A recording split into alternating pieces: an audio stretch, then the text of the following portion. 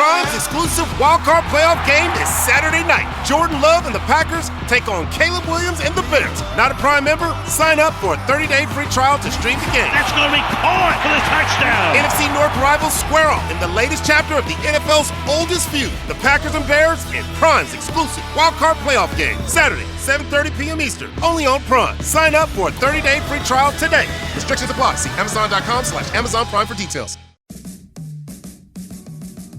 Welcome to the Big Suey, presented by DraftKings, Why are you listening to this show? the podcast that seems very similar to the other Dan Le Batard podcast. I'm sorry, I'm not going to apologize for that. In fact, the only difference seems to be this imaging. I have been tempted in restaurants just walking past tables to grab somebody's fries that if they're just there. That hasn't happened to you guys? I've done it.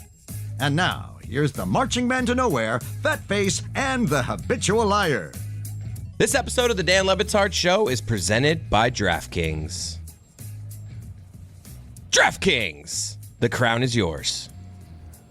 You're very pleased with yourself. I love there. the little Yes. pause there. Yeah. 4 seconds, everybody. That was 4 seconds. That's the 4 good seconds. stuff right there. The pause is Oh, what that feels silence. good? I just love it. I don't know why. Can I do it again? Sure, yeah. This episode of the Dan Le Batard Show is presented by DraftKings. DraftKings, the crown is yours. Oh, that was faster. That was 3 seconds. Man. That makes it more yours, right? It puts your signature on it. You I could just be got more, chills. I think you need to be more of a spokesman for DraftKings just doing it that way because not everyone can do it that way, and that's the correct way to do it. Everyone's doing it all over. No one's doing it like that. Zagak. I saw Kevin Hart and Shaq, and they definitely didn't. No, do it they're like that. not. No. They It's a kind of nice just house ran they're through in, it. DraftKings count is yours. DraftKings commercials, nice houses. Man, Always. the LeBron one is good too. It'd be wild if LeBron's in like a small apartment in the commercial. All right, I have a conundrum, and I need the help of the group here because it is a legitimate complication after 20 years of doing this, and specifically the last 5 years of doing it. Media's collapsing. Independent microphones kind of important. Yeah. And I'm very grateful to the audience that rides with us so that we can do daily what we have done and less well the last 5 years because we've buried it in sports to hide and help you laugh at the ridiculousness of the country falling apart around you. I don't feel like it's hyperbole to say that. I don't feel like it's propaganda. We risked everything to have these microphones be free so that I could live that, so that you could just see my family live it. My family live it because my dad wanted me to believe in journalism, and now you just see it all gets Your dad wanted you to believe that? ravaged. My dad, we make the joke about the Freedom Tower's next door. It's the first place my father was in this country, and we're talking about him being a casino greeter for Trump Library in a couple of years because this is Cuba. We learned nothing from the lessons of Cuba. Miami became Cuba. The United States became Cuba because we didn't understand the very basics of, do you people not understand when you have freedom, you have to protect it vigilantly? Like you can't just give it away to any sort of just orange vanity poser who, like... I feel like you're talking about someone specific now. Oh, but seriously, Staying like here, huh? one of the most insulting parts of everything happening in this country is the idea that the power could be taken this cravenly by just a moron, like just a total moron. Well, Dan, not a moron. A creamsicle moron. Well, not a creamsicle. A creamsicle who exhibits the behavior of a moron. Come on, guys. All right, but Amin is sitting here lamenting, as am I, because during the audience thinks I don't feel this and know this. I'm sitting there in the middle of our fake pregame show before the meeting where it's like, bigger! And I'm listening to Amin and Mike Ryan. I'm like, where's the Magic Crate music? Like, where, God almighty, where's the Magic Crate? But the problem we have is the sensibilities of the Magic Crate were always being run by the guy who was gasbagging there, Mike Ryan. Yeah. So what happened? I was afraid to hit it. You were in that afraid? segment. It's part of the problem around here. I mean, it was a serious conversation, I'm glad we're having it. and we had it. So can we move on? to biggest game in 20 years. Play the music now. To biggest game in 20 years. I interrupted Amin on the way to his vantage point on Amin has cared more about college football, I think, the last 3 years than he has in the last 25, at least in part because he's been able to laugh at the University of Miami through the face of Georgia Tech being good for the first time in his lifetime. Georgia Tech being good? Georgia Tech being Sir, Georgia Tech, respect yourself. Forgive me. Georgia Tech being better as a relevant national name than Miami. Georgia Tech has not been in a Miami. Sir, respect yourself. What is that? What is that condemnation? What are you It's a saying to me? condemnation about the 1999 Yellow Jackets led by my good friend and neighbor, Joe Hamilton. Second in Heisman voting. All right, so the only team that stared us down was Florida State, and we lost by 6 at Tallahassee.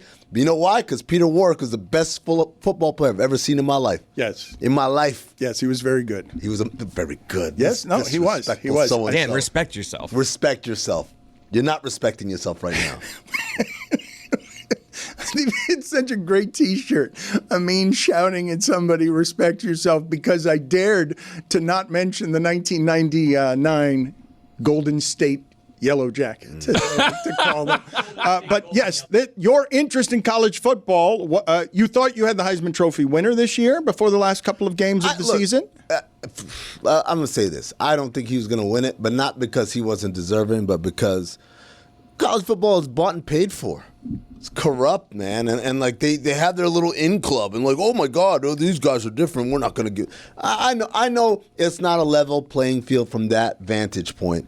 But having said that, I'm proud of what the Yellow Jackets did. I'm proud of Haynes King.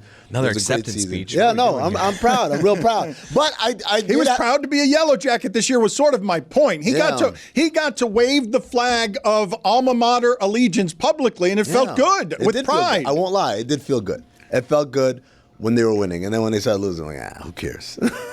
Well, but you only started losing at the very end because you had a lot of quarterback and not a lot else. And you weren't that much worse than Miami most of the season, which is probably why it is a whole lot of people are frustrated today. I do wonder this, actually, because I don't know the answer to the question I'm about to ask. Wait, you don't know the question you're about to ask? This is amazing. I don't know the answer. Oh, okay. I was like, whoa, this is ultimate. I wonder this is how Trump feels. Like, I don't know what I'm about to say next. That could be a T-shirt, too. I don't know what Miami's or America's rooting interests are. Oh, I know. Tonight. Well, so help me here because you say what's best for the show. I always assume that half of the country rooting for Miami to lose is what makes Miami the brand that it is nationally, even though it hasn't been this kind of relevant in 20 years, because Miami will do numbers tonight because it's Miami. Miami of the 4 remaining teams will be the most interesting one to America, but not the most polarizing unless you're using only the history of Miami as a program and a city, because these kids haven't done anything to misrepresent anyone in Miami. Nobody cares about that. It is the most polarizing, right?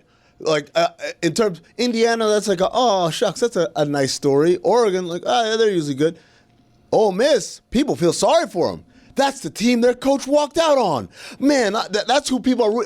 Forget about Miami. People are going to be rooting for Ole Miss just because that's the team their coach walked out on. Is Cristobal going to be beaten by a bunch of coaches who are working part-time the last couple of days? Is Cristobal going to lose with the better team because the other coaches, and if you didn't see the end of the first half of Mississippi, it was funny because I think a lot of people missed it. Georgia, they couldn't get their field goal team on the field. They had no timeout, so they just threw away 3 points in that game because if you'd put a clown car on the field, it was as poorly coached a moment as you will see in college football, a lack of discipline all season. And Mario Cristobal could lose to it. That's the best result. The best result, Chris had it right. You win this game, you get to the Natty, and then it's a close game.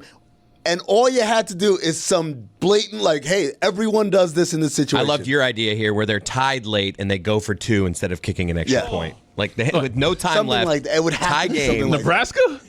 No, he's saying the game is tied, and Cristobal decides to go for 2. Go for 2 tied with no time left. Just to prove it. With a running play right up the His genius offensive line. That's the best case. Okay, so guys, this I didn't object to it strongly enough the other day because Mike Ryan's a crazy person. Him coming out here and talking about the multiple layers of genius of Mario Cristobal, okay? The 3-pronged geniuses, like Einstein's a genius. The 3-pronged genius of Mario Cristobal. When if the Tony fumble in Texas A&M goes another way, Miami's not here and we're laughing at Mario. Now he's genius 2 games later at I block better than you. But Mass does kick ass. And they are going to be able to run the ball against this team, even though their offense has been, by far, the worst this postseason.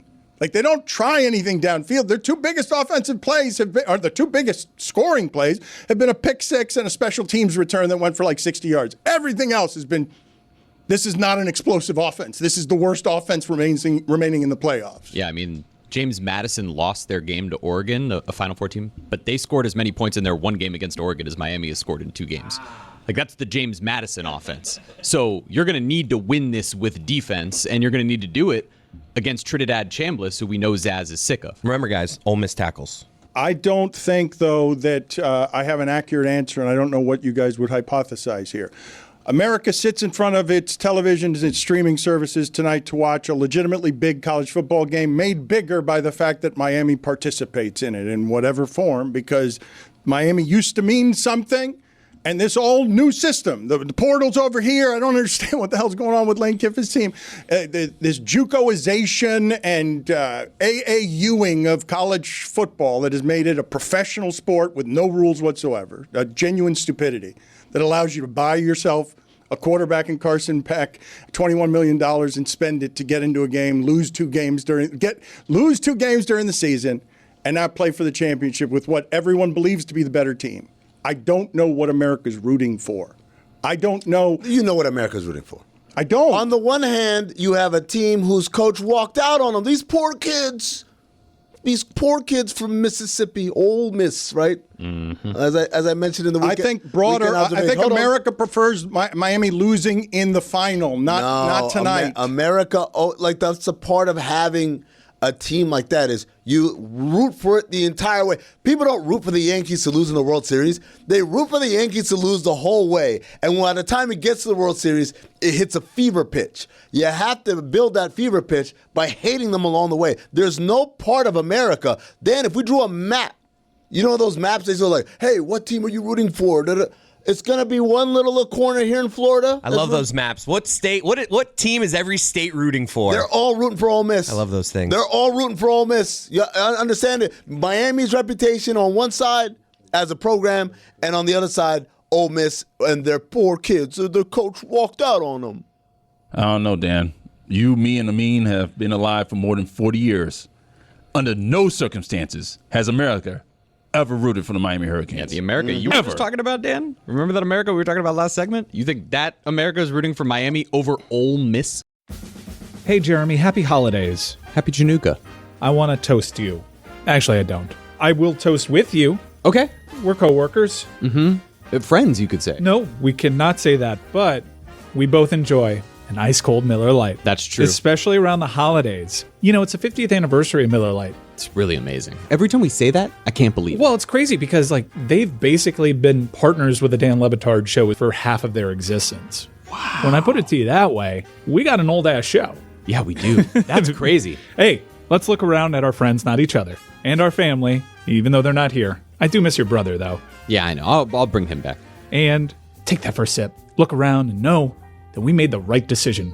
When it comes to a domestic light lager, Miller Lite is the best.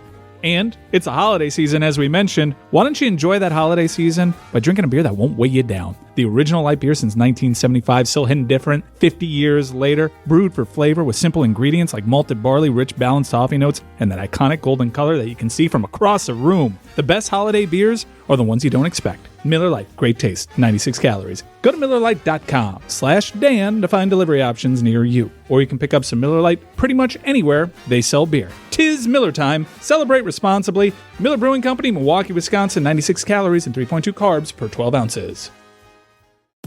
Hello, listeners. You know that I live in Miami, which means my idea of quote-unquote winter is just putting on a hoodie or a cardigan and acting like I've suffered. But every time that I travel somewhere that's actually cold, I'm reminded that my wardrobe is completely and utterly unprepared. But that right there is where Quince comes in. I also realized that if I'm going to be on camera for broadcast gigs, I probably shouldn't look like I just grabbed whatever was closest to the door. Quince makes clothes that deliver premium materials, thoughtful design, and pieces that hold up season after season after season after season. And particularly with Quince, their outerwear has been the thing that's especially impressed me. Those down jackets, wool coats, Italian leather, and folks, that cashmere sweater, ridiculously soft, looks great, and somehow doesn't cost what you'd expect. Trust me, I am the only one on this show who actually dresses to impress. and Quince is what's now helping me do it. Refresh your winter wardrobe with Quince. Go to quince.com/Dan for free shipping on your order and 365-day returns. Now available in Canada too. That's QUINCE.com/Dan. Free shipping and 365-day returns. Quince.com/Dan. All right, kicking things off with Smirnoff, the official vodka sponsor of the NFL and the number one vodka in the world. Chris Cody, you're here. Smirnoff! Wow, you're on the money with Smirnoff. Smirnoff! Chris, you know what goes great with Smirnoff? Smirnoff! Yes, but I'm really talking about game day fit. The style's got to match the vibe. Smirnoff! All right, here's the deal. Game day is everything, and that's exactly why your fit has to match the occasion. Smirnoff! Starting this December, Smirnoff is giving fans 21 and over the chance to score limited edition Smirnoff commission merchandise from some of today's top creators, including Kayla Jones, Gavin Matthew, and Aleli May. Smirnoff! Here's the kicker. One lucky fan will take home the grand prize, a trip to the biggest game of the offseason. Plus, one fan will win Aleli May's one-of-one game day jacket. Wow. The merch will be dropped on select dates from December to January 21, and it's all courtesy of what brand? Smirnoff! That's right, Chris. Fans 21 and over can head to Smirnoff socials to learn how to sign up. And don't forget to grab a bottle of Smirnoff vodka, number 21 at your local retailer. Smirnoff! Please drink responsibly. Smirnoff! Number 21 vodka distilled from grain, 40% alcohol by volume. The Smirnoff Company, New York, New York. Please do not share with anybody under legal drinking age. Smirnoff! No purchase necessary. Must be legal U.S. resident, 21 or older. Sweepstakes starts 12/15/2025 at 12 a.m. Eastern and ends 1/23/2026 at 11:59 p.m. Eastern. See official rules at program website. Don Le Batard! Yeah, it's not my favorite rejoin. Context needs to be applied. Going for a joke, and I thought the context was applied. we'd like to rip that out of context. I was going for a thing, and I have a family. You're gonna pretend here that you don't love Matthew Tkachuk more than you love anybody you've ever loved? I don't love Matthew Tkachuk more than my daughter. Stugotz! Now, it's pretty damn close. This is the Don Le Batard Show with the Stugotz. I thought that America would prefer the idea of an undefeated Indiana beating Miami, that is more satisfying as an underdog story. An Indiana team like none before it, an Indiana team that comes out of nowhere, beats the bought Miami Hurricanes, who just got into the game by getting all the best players, by paying a coach $90 million, and now we're going to win the business of football by getting bigger mass kicks ass, and our offensive linemen and defensive linemen will be paid more than your guys, and we will tackle the quarterback better than your guys do that, and they will get to the legitimate, as it can be, championship game of the moment. We have a map here. Yeah, Dan, I'd like to, if I could, just utilize some of the new tools we have available to us here. Here, see, here, this is the United States right here, right? Let me draw this circle big, nice and big. That's the United States, right? You see this part right here?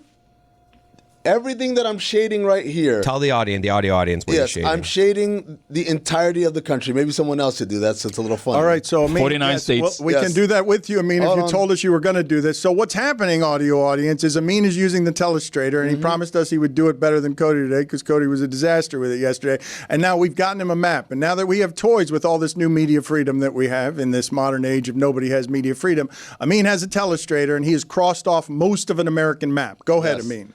And now I'm going to write right here in blue, because that's, I believe, the color that Ole Miss wears. This is Ole Miss country right here.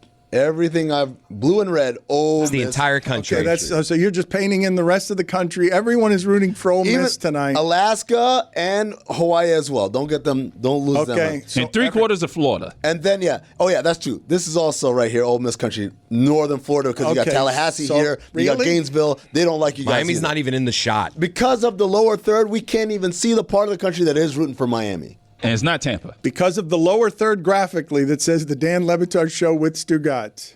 Nice graphic. So let's zoom in on southern Florida, and I'll show you exactly which But this isn't great as audio. You understand that. You've hijacked the show now to do something that is all visual. Well, I would say... You can hit the trash can button if you want to clear. I know how to use it. Okay. I know how to use it. I would say that maybe don't give me a visual tool and then demand me to make it an audio I think now would be a good time to hit the magic creative content because he's run out of material and he lost all of the blue that was on the map. So you're calling for magic creative. Yeah, I am. Yeah, because it's not even that big of an area. Yes, I want right there. Oh, I did too much there. West Palm ain't with us. Hold on. You got Western Florida in there. There you go, right here. This is an That's hour late, That okay? part right This is there. an hour late. Grab a topic out of the. Ba-da-da-da-da-da-da. Yeah, if we're going to do it visually, I don't know how that fell apart. So you were just doing, were you trying to just get to the tip of a penis joke? Is that what you were trying to get to visually? Is that all that you were doing? Yes? Okay, great. What did you think of Mike McDaniel's glasses? I don't know what moment in time we're talking about here. He always has silly glasses, so... No, this was when Juju was in town. That's a good ad-lib, by the way, off of that, just to look up Ba-da-da-da-da-da-da. and look around and be confused and not know what the bit is supposed to be. I don't like his glasses. I'll say it. I'll ask you. Ba-da-da-da-da-da. The mystery guy used to have like good things like, hey, if you were a color, what color would you be? Not like specifics. What do you think of the second episode of Beverly Hills Cop? Forest green.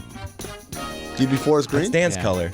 Do me a favor, please, Stan copied my color. Lewis. Ask Juju what he meant to trigger with that question when he threw it in the Magic Crate of Content when he was in town. Ba-da-da-da-da-da-da. And we will see if we can get an answer to that question that has interested participants. We in need the post-game. timeless questions, guys. Timeless Okay. questions. Are you telling Juju how to do the show? How to do the mystery crate, or the magic crate, I just snitched on Juju. I don't think I didn't know Juju wrote it, yeah. Yeah, I don't think that's supposed to be known. Well, that's a I shocker. think the Magic Crate of Content. Dan Why? Levitard snitches on someone. So I don't think I don't think that Amin has this right though. When you're just saying that by reflex, by history, by pattern, everyone's rooting against Miami again. So you're framing for me what you're saying is it's legitimately Miami against the world. Nobody wants Miami to win. And every team says that every year. And most years it's nonsense. And Miami's going to be running around saying no one believed in us. No one believed in us because they lost 2 games. Nobody did believe in them. Like that's why I said, like in weekend observations, holy shit, Mike was right, because it's like I am legitimately shocked. Texas A&M, I was like, okay, they could do it. Ohio State, I was like, damn. I'm completely floored. I had no confidence whatsoever. And now they're not even playing Georgia, which is what we thought was going to happen before. Like, hey, you got to beat Ohio State, then you got to beat Georgia. So now they don't have to play Georgia. I'm like, holy shit, they could actually do it. It's just so funny, though, because like 2 years ago, this season just would have ended. Yeah. Before anything. They wouldn't have even played for the conference championship. Yeah. It would have ended. And now they've earned their way there. That's really cool. But it is funny that we're like doing these victory laps on behalf of the U is back and everything is amazing when they could just be like eliminated from a weird extra postseason that no one cared about 2 years ago. You want to hear a funny way to think of this? They're basically FAU basketball from a couple of years ago. Yeah, that's what they are. That's all they are. You got hot in the tournament. No, they got hot. You got hot in the tournament. You made the Final Four. They didn't even make their conference championship. Among the more impressive things I saw, though, down the last part of the season was what Miami did specifically to NC State as it started getting healthy, okay? There's some physical things happening with this team as we have some confusions about how strong the athletes in some of these conferences are. Because we do have these confusions when there are athletes all over the place. You've seen that the measurements can become difficult on this thing, right? I mean, like we're sitting here watching, and I believe everyone listening and watching this thinks that Alabama and Georgia, because of those uniforms, were something close to what Alabama and Georgia have been the last 5 or 6 years, and it's just not. Mm-hmm. Like it's just Mississippi has a different quarterback in a different uniform, and Mississippi has all the same athletes Georgia does. There's no. This is the best Mississippi season we have seen. They lost. The only game they lost was to Georgia, correct? It was the one loss they have. But if I tell you the entire conference is fraudulent and Georgia just sits atop it because it has, you don't see all the rampant mediocrity throughout the entirety of the conference. But NC State, whatever you think of it, or Pitt, whatever you think of it, Miami dragged NC State in a way that was like, oh, they're a lot more physical. And as Notre Dame watches what's happening here, it says, oh, that could have been us. Like, we were right there. We could beat Texas A&M in a game. We could beat Miami in a game. We could beat Ohio State. Why couldn't we? Why couldn't we beat Ohio State? We've got a good quarterback. We've got a quarterback who doesn't turn the ball over. We've concocted this wildly funny thing in a new ecosystem of taking all our past thoughts and thinking they apply at all to what we're watching right now. Precisely. Indiana is as good as anybody. Indiana plays that Ohio State of football. When they play it against Ohio State, it's going to be 13-10, even if they have the Heisman Trophy winner. And then they go drag Alabama because Alabama's not that good because the SEC was fraudulent all year. Not anything like what you remember. As fraudulent as Clemson is fraudulent this year, what you used to think of Clemson, the entire SEC is that kind of fraud this year. And just because you're used to seeing Georgia be good and Mississippi being better than Georgia, they are smaller than Miami. They're physically smaller on the offensive and defensive line, and you're going to see it tonight. Even in the SEC, Ole Miss beat no one. Like, I'm looking through their schedule right now. Their wins, and just to say all the teams, Georgia State, Kentucky, Arkansas, Tulane, LSU, Washington State. They lost to Georgia. They beat Oklahoma, South Carolina, the Citadel, Florida, and Mississippi State en route to then beating Tulane again in the playoff and then beating Georgia by 5 points after losing to them by 8 earlier in the season. Let me stop. Let me stop the show right here. Guys, you're messing it up. You're messing it up. Because now we're hyping Miami up. And now we're putting ourselves in a position where they're going to lose, and now we're going to look like jackasses in this whole segment. We'll downplay it because we want them to get to the final so that Mario Cristobal can go for 2 when all he needs is a 1. This is my point when Jeremy's going through the game logs, okay? This is my only point about what you're about to watch tonight. If you think Mississippi is indeed playing the kind of football that is better than any Mississippi has ever played and is the best that the SEC can play and would be better than Miami in this circumstance. When Jeremy goes through those game logs, can you take a look at the Washington State numbers, what Washington State did to Trinidad Chambliss? Can you take a look at the Florida numbers, what Florida did to Trinidad Chambliss? Every time you say Trinidad, I'm waiting for you to say Trinidad James. So Washington State, Chambliss had 253 yards in the air, and Florida it was 301. I'll get you the rest of those stats in a second. No, but I don't want yards. What I'd like is sort of how much pressure they put on him in those games, because those are the lower scoring games. That offense has not been slowed by anybody, and it's because I would say to you that outside of largely Oklahoma and Florida early in the season, the defenses in that conference stunk. You're just used to these people being good, and so you think they're still good. They all stunk. It was like a lower level. It's the ACC in disguise. Whatever you thought the ACC was, all these Missouris and Vanderbilts, like they're all the same and they're all just okay. Washington State had 3 sacks in that game. They had 6 tackles for loss and 2 passes deflected. Florida sacked them 5 times, and they had 7 tackles for loss as well. Like, Ole Miss's offensive line isn't really built, obviously, to go up against Miami's defensive line. We did give... When Miami beat Florida, we gave Florida a ton of credit for how great their defense is, so we do need to continue to do that now, considering they were seemingly healthier at the end of the year than they were earlier in the year when they played Miami. That is a good defense, but at the same time, that was a 3-7 team going into that game or after that game. Michael Irvin should bring a separate belt with him. He takes off his actual belt, but then he's kind of pulling up his pants the whole time. Is that right? Yeah, like if we watch this video right here of him celebrating after they beat... so he's always trying to be authentic here by using his own belt instead of a prop belt, and you're saying you can't use your own belt because you can't hold up your pants if you do that. Or wear suspenders, maybe, and then take off the belt. And you're going to give him style tips? No, I'm not style tips. Look, see? Like I'm just trying to. That's did have real to pull up baggy. his pants there. Those pants are really baggy. It's a wide waist. He's lost a lot of weight apparently. What do you think he's got planned for the night? Like Michael Irvin going into tonight's game. Like, do you think he just flies by the seat of his pants, or do you think he's thinking to like, what do I got to do? You think this man has a plan? I mean, I think he knows that he's been the star of these post game, so he's got to be thinking, all right, if we win this one, I got to have something. This was where I was going to with that question to Mike Ryan, like who's famous on Miami other than Carson Beck? I was going to say Michael Irvin.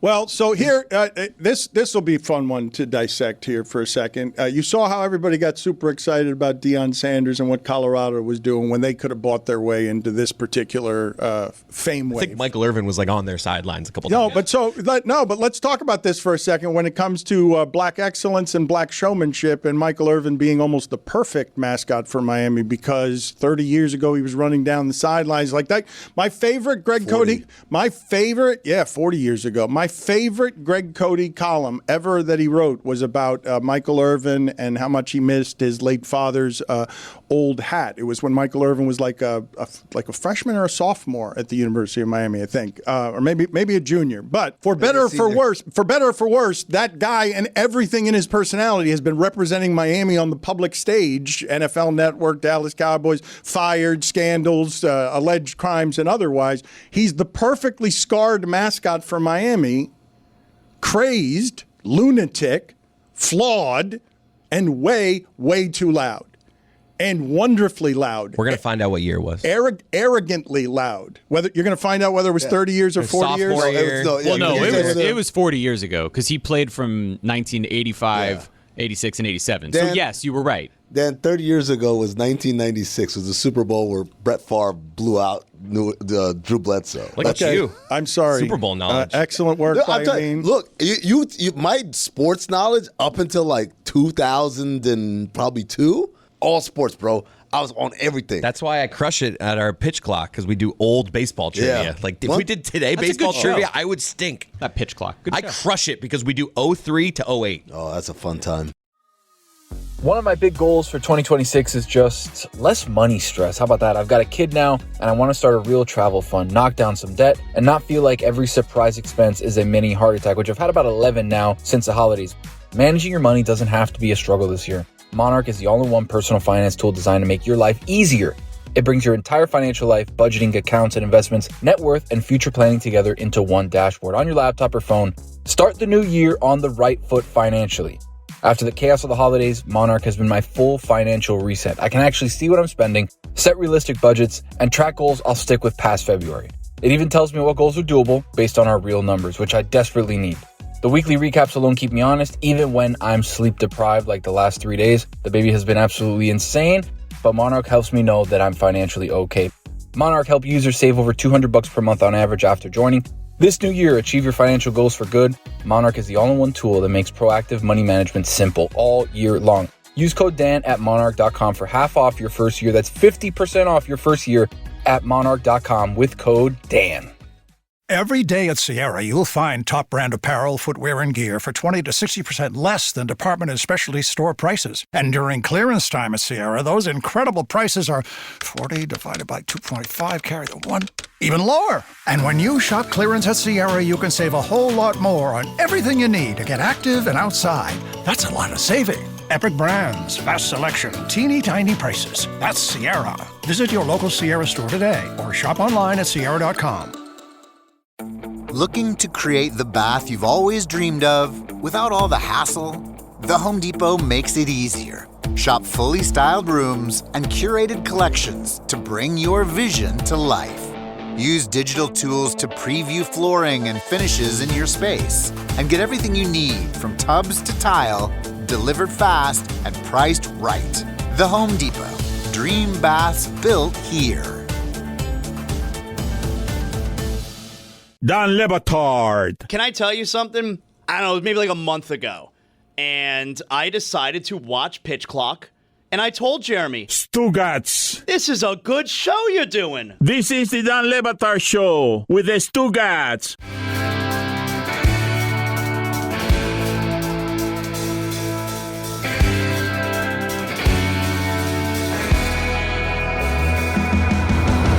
Wanted to tell us that? No, I want to tell you that you said it was either his freshman or his junior or sophomore or junior year.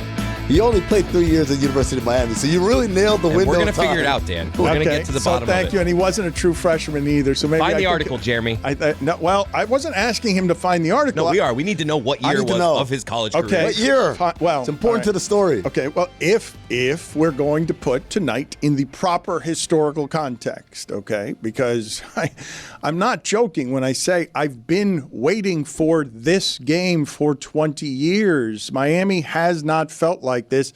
In football, we've been running a media company making football bets, and none of them feel like this for 20 years. Miami always stinks. Even the reincarnation of Miami. Okay, so going back in history, when it's on the sidelines, Jonathan Vilma and Ed Reed and Sean Taylor, and what they're saying is we don't want to be seen like those old Canes. We're an entirely new generation. We don't want bad boy Canes, all that stuff. That's a different time. We're doing Andre Johnson. We want to do all this differently. That's the last time Miami has mattered the way it matters today. You don't know its players the way that you know some of those stars. Because wait a second.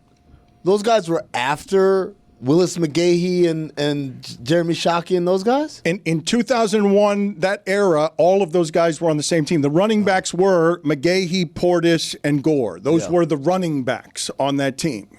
So that's what I'm saying. But 3/4 of the secondary was drafted in the 4th round, and you can't remember the names of those players. But 3/4 of the secondary was drafted in the 1st round. It's the best team there's ever been. If you don't think LSU of Joe Burrow is, that was kind of like I was getting to Mike. Like that team was famous. Everybody on that team was famous, and all I know is Carson. At the time they were. Yeah. Okay. Jeremy Shockey. Once they became Ken pros, Dorsey. I thought maybe. No, why do I know that he didn't even amount to anything? He was famous. Oh my God, this was famous. Go back. Kellen Winslow Jr. I'm a soldier. Remember that was a big deal. Like, hey, we're at war, guy. You can't say you're a soldier. That was the biggest problem we had in America at the point. All right, can you guys please go get that? So I'd like to do the comparison. Entree roll. Holy get your roll on. Ed Reed, Vince Wilfork. Yeah. Dog, I'm telling you, Chris. They were celebrities. You know, he has a new wife now. Does he?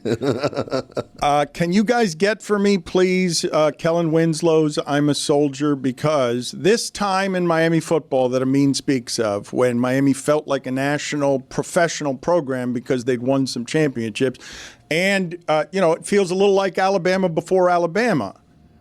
Miami was right there on several championships for several years around this era. In a weird way, do you know what I compare them to? And probably it's because they were contemporaries at the same time. They reminded me of the Rams in the NFL. That first Super Bowl, you're like, oh my God, these guys are going to win 700 Super Bowls. And then the next one, they lose to the Patriots, and it's kind of like, just a little close, whatever, it was a vintage field goal, whatever. And it's like the same thing. Those guys are supposed to run the sport, and then they lose to Ohio State in a really close game at the Fiesta Bowl, of all places, right? Those are the things I think of that time, just like of a dominance that I thought, man, no one's ever going to beat them. So what the time period that Amin is bringing up, okay, of when Ohio State beat Miami, and it seemed like an impossible thing because Ohio State only had 7 NFL draft picks, and Miami had 17 in that game. But Miami had a bunch of turnovers. Ohio State did play well in the game, and Ohio State wins at the end on a penalty flag because fireworks in the sky. Terry Porter, official that Miami still hasn't forgiven, makes the incorrect call, and Miami is denied another championship. But Ohio State was plenty great then. But Craig Krenzel was their quarterback. But when you look back at what you're saying about Dorsey and look at how good those teams were, go back and look at the highlights and all of those wobblers he was throwing to Andre Johnson, who was 70 feet behind everybody. As I'm saying, it's like their quarterback wasn't good, but like he was surrounded with such incredible famous talent that it didn't matter. So the Kellen Winslow team, and do not look up his crimes. They are wildly unpleasant, and I believe he's still in jail. I forgot about that part. I think he's still in prison. Kellen Winslow was in the locker room imagine how many college football players, you guys tell me in all the college interviews that you're watching these days, still on network television, not on their live streams or not on their Instagrams. How many players in college football today are giving this interview? No, man, I'm pissed. All y'all take this down. I'm pissed, man. We don't care about nobody except it's you. We don't. If I didn't hurt him, he'd hurt me. They're gunning for my legs. I'm gonna come right back at him. Soldier.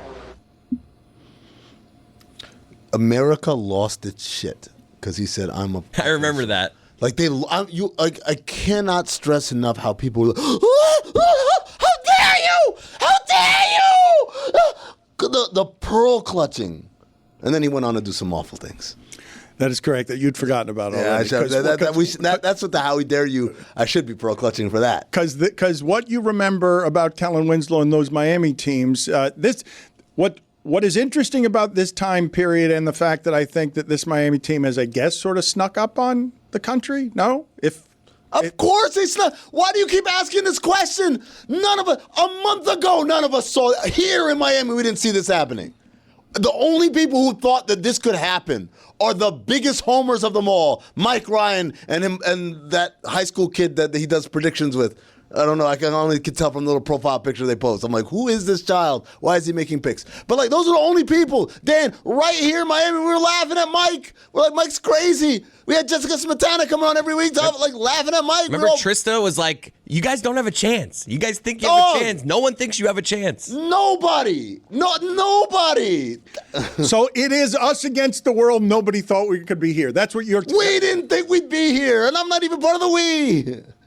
So did we. So did we. Okay, so you're sitting here in front of me right now alleging that the American sporting public this evening, while watching this game, is watching the reasons that people watch Floyd Mayweather. They watch Nick Saban. After they got too good, they watched the Patriots. They watched Jake Paul. That people will be watching tonight in bigger numbers, making this a bigger game, because what's going to be here that you will not find in many other places in college football is a whole bunch of people watching just to see Miami lose. Now, slow down there, Dan. I didn't say bigger numbers. I don't know how many people actually care. Yeah, I think it's mostly indifference. The people who do care, the people who do watch, are rooting for Ole Miss. And like I said, that rooting interest comes from two different directions. On the one direction, there's a feeling that Ole Miss got jobbed by selfish Lane Kiffin, according to Jimbo Fisher.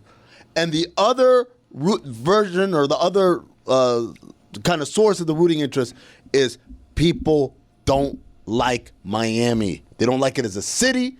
They don't like it as a school. They don't like it as a team. They don't like anything about it. They just like the vacation here. They just like the vacation here. And you know what they do? They come here and they look at you guys derisively like, ugh, they get to live like this all the time. Ugh, why is that's so unfair? Ugh, that's how they all think. So you're doing jealousy? Was that your jealousy voice? Yes. Was that your envy? What is that? They're bad drivers. What's happening? Well, that's true. No one here speaks English. Like that's sick of driving everywhere. The traffic here is so bad. That's what they do. They come over here and there's a part of them that's like, they don't get to have it all. They don't get to have beautiful people and the beach 12 months a year and be best at a sport that's supposed to be played in the cold, in the frozen tundra. That's their whole mentality.